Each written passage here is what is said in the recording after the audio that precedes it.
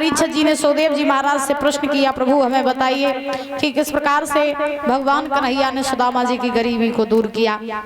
तो उसी समय सुखदेव जी महाराज बोले, हे राजन परीक्षित, एक उज्जैन नाम की नगरी है, उज्जैन में गुरु सांदीपन के आश्रम में बाल्यावस्था में भगवान कन्हैया महाराज शिक्षा ग्रहण कर रहे थे। जब बाल्यावस्था में भगवान कन्हैया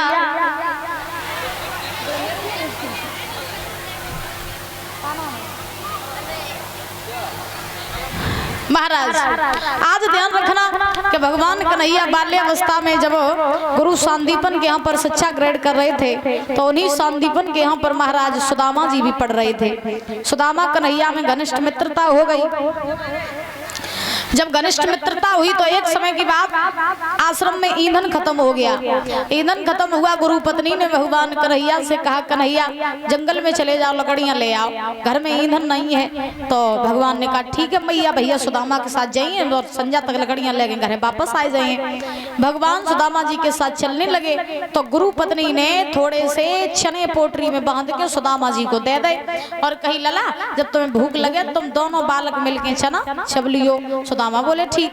दोनों बालक पहुंचे हैं महाराज आज जंगल में। सुदामा वृक्ष के ऊपर चढ़ गए, भगवान वृक्ष के नीचे हैं। सुदामा ऊपर से लकड़ियां तोड़ के डाल रहे हैं, भगवान लकड़ियों को इकट्ठा करके गट्ठर बना रहे हैं। माँ का महीना था, आंधी तूफान आ गए, बिजली कड़कने लगी, बादल पर बादल आने लगे। महाराज आज चारों तरफ आंधी तूफान आ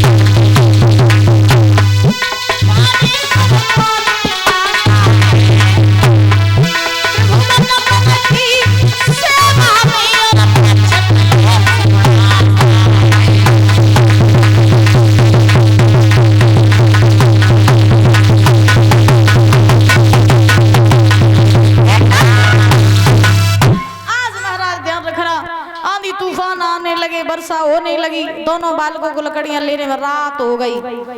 सुदामा जी को भूख लगी आई। सुदामा जी भाई चने की पोटरी खोल के भाई में चना चबन लगे। दांतों से कट कट की आवाज आई तो भगवान ने पूछा, भैया का खाए रहे हो? कछु खाए का जो होवे तो ने हमें दे दे। सुदामा जी झूठ बोल गए, कन्हैया जंगल में का खाए को धरू, ठंड के मारे दांत कटकटाए रहे। तासुई तो इजा लगत कि हम कछु खाए रहे, खाए कछु नहीं रहे, ठंड के मारे दांत कटकटाए रहे। सुदामा जी भगवान से झूठ बोल गए।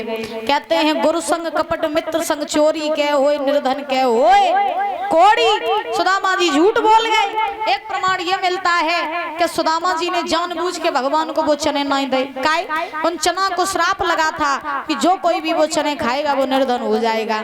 सुदामा जी जानते थे अगर ये चना मेरे कन्हैया ने खाए ले तो कन्हैया गरीब रह जावे। वो उसी समय सुदामा जी ने चने चबे। दोनों बालक लकड़ियां लेके घर आए। थोड़े ही समय में दोनों की शिक्षा पूरी हुई। सुदामा अपने धाम को चले गए, भगवान अपने धाम को आए। कन्हैया द्वारका के राजा बने। इन्होंने 16,108 विवाह किए। सुदामा ने विवाह किया सुशीला नाम की कन्या के साथ। सुदामा जी का वैवाहिक जीवन कुछ दिन ठीक ठाक कटा। फिर दिन ब दिन सुदामा जी के ऊपर गरीबी आने लगी। वृंदावन बिहारी लाल की। आज आवाज नहीं निकल रही, का बात? नाश्ता नहीं मिलो तासो? अच्छा महाराज, सुदामा जी ने सुशीला के साथ विवाह किया। कुछ दिन ठीक ठाक कटे वैवाहिक जीवन। फिर गरीबी आने लगी। गरीबी इतनी आई, सुदामा जी द्वार द्वार जा करके भिक्षा मांगने लगे, दाता दाता चिल्लाने लगे। उसी समय आज जो सज्जन व्यक्ति होते वो सुदामा जी को भिक्षा दे देते, लेकिन जो दुर्जन व्यक्ति होते वो सुदामा जी को धक्के मार के भगा देते। गरीबी सुदामा जी के ऊपर बहुत है, लेकिन फिर भी सुदामा जी ने कृष्ण का नाम लेना नहीं छोड़ा। महाराज सुदामा जी कहीं भी जाते हैं कृष्ण कृष्ण कहते कहते भिक्षा मांगने जाते हैं। अब क्या हुआ कि एक दिन सुशीला ने पूछा सुदामा जी से, प्रभु ये कृष्ण आपके कौन है? आपके ऊपर इतने दुख हैं फिर भी आप कृष्ण का नाम लेना नहीं छोड़ रहे हैं, कौन है कृष्ण आपके? सुदामा जी ने कहा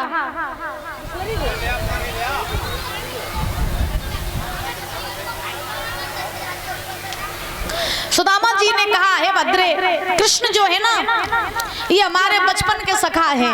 हम साथ साथ खेले, साथ साथ बड़े हुए, साथ साथ एक थाली में बैठ के भोजन किया। सुशीला बोली तो अब कन्हैया है कहाँ? तो सुदामा जी बोले अब तो वो बहुत बड़ा द्वारका को राजा बन गए है। तो सुशीला बोली इतने बड़े राजा के मित्र आप हो और आप अभी तक अपने मित्र के पास घूमने नहीं गए? सुदामा जी बोले कहाँ मैं दीनहीन ब्राह्मण, अब तो मेरा लाला मैं भूलूंगा वही है। सुशीला बोली एक बार चले जाओ ना और द्वारका में कन्हैया से मिले आवो, का पता कन्हैया तो वो इंतजार कर रही होवे।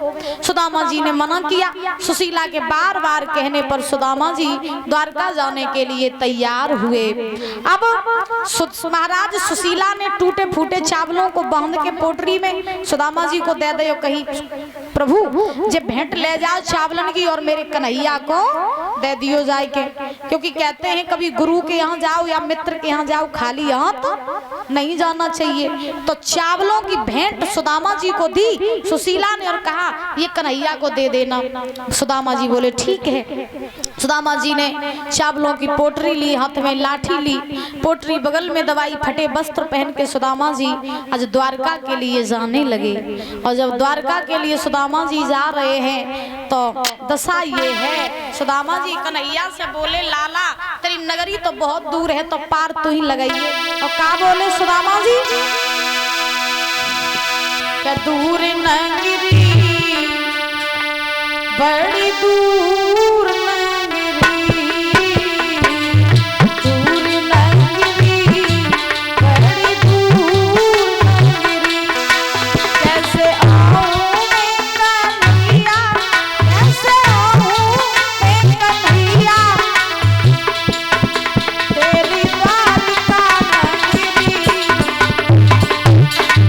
बड़ी दूर नगरी।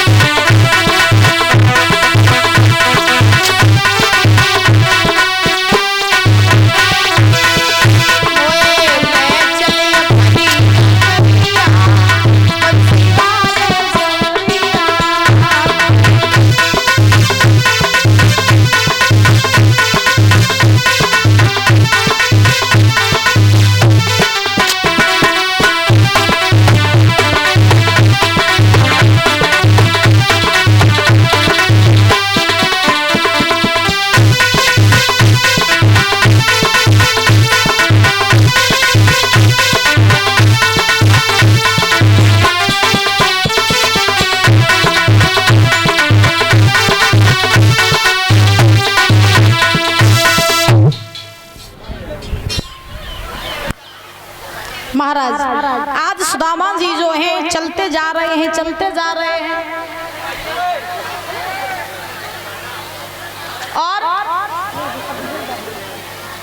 सुदामा जी जब महाराज चलते जा रहे हैं तो चलते चलते सुदामा जी जो है महाराज द्वारका में पहुंचे।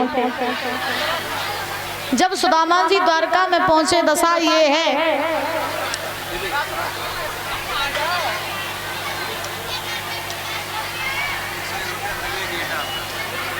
₹100 विवेक भैया एटा से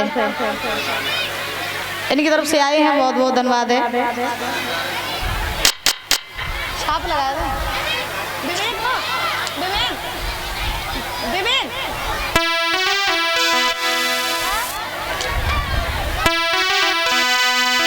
ये विवेक भैया जी की तरफ से ₹100 आए हैं जो एटा से आए हैं, कहना चाहिए।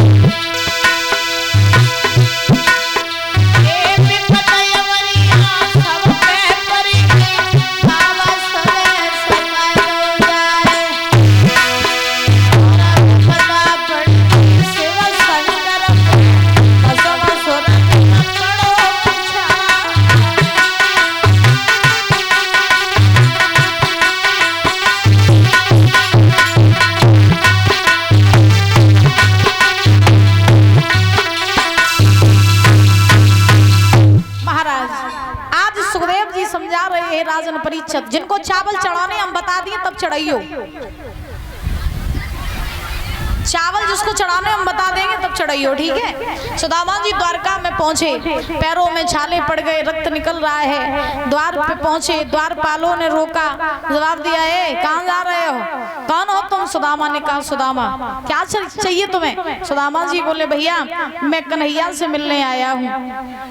कन्हैया से? हाँ। क्या संबंध है तुम्हारा कन्हैया से? बोले मेरा कन्हैया ना बचपन का सखा है, तो हम कन्हैया से मिलने आए हैं। द्वारपाल जोर जोर से हंसने लगे तो सुदामा जी ने कहा सुनो भैया